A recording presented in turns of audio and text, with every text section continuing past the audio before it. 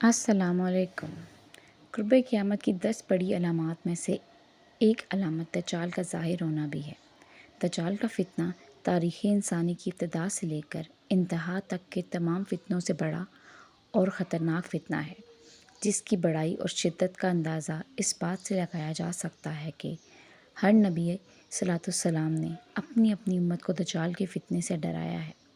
دجال کا معنی ہے بہت زیادہ جھوٹا شخص، کیونکہ دجال بھی حق کے ساتھ باطل کو ملا کر جھوٹ بولے گا، اس لیے اسے دجال کہا جاتا ہے۔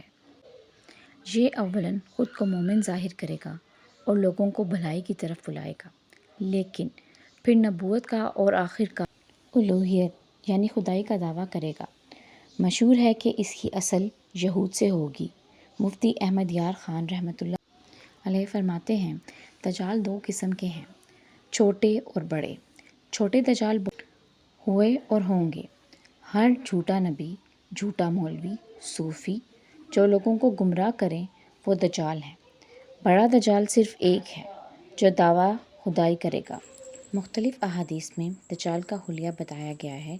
ان تمام کو سامنے رکھنے سے دجال کا جو حلیہ سامنے آتا ہے وہ یہ ہے کہ دجال ایک جوان مرد ہوگا، دراز قد اور ایک آنکھ سے کانا ہوگا، اور کانی آنکھ ایسی ہوگی جیسے پھولا ہوا انگور، جبکہ اس کی ایک آنکھ خون آلود ہوگی۔ اس کا سینہ چوڑا اور ذرا سا اندر کی طرف دھنسا ہوا ہوگا۔ دجال کی پیشانی چوڑی ہوگی اور دونوں آنکھوں کے درمیان کافر یعنی کافر لکھا ہوا ہوگا، جسے ہر مسلمان پڑھ سکے گا، چاہے اسے پڑھنا آتا ہو یا نہ آتا ہو، اور اس کے بال گھنگریالے ہوں گے۔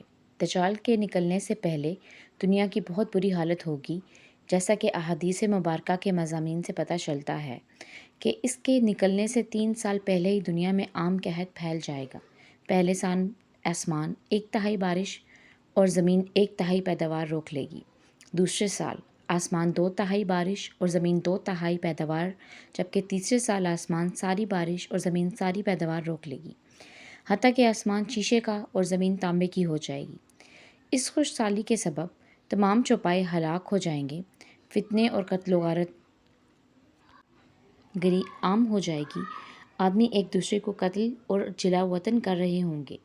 تب دجال مشرق کی سمت ایک اصبہان یا خراسان نامی شہر سے نکلے گا۔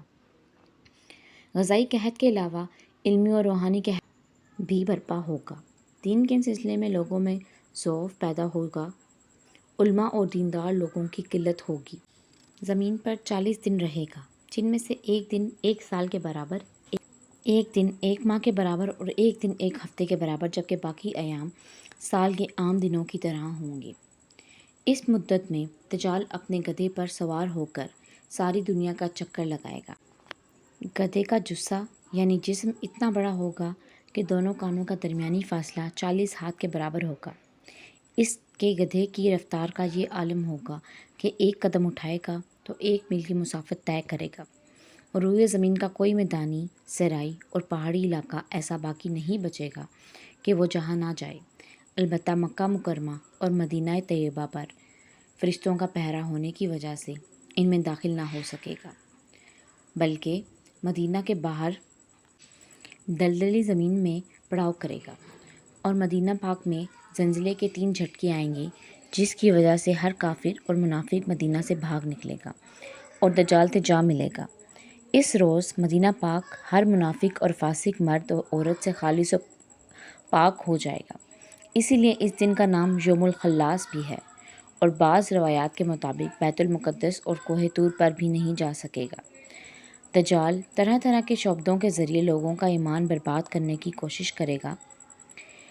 حدیث مبارکہ میں ہے کہ دجال کے ساتھ روٹیوں کے پہاڑ ہوں گے۔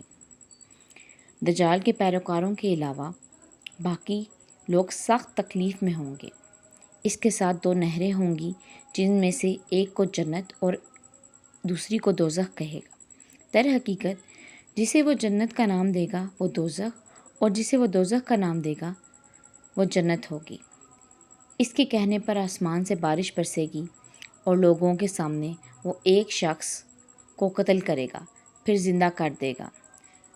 دجال کے فتنوں کی وجہ سے اہل ایمان سخت پریشانی اور تنگی کے عالم میں بھاگ کر دخان نامی ایک پہاڑ میں پناہ لیے ہوئے ہوں گے، لیکن دجال ان کا پیچھا کر کے پہاڑ کا گھیرا کر لے گا۔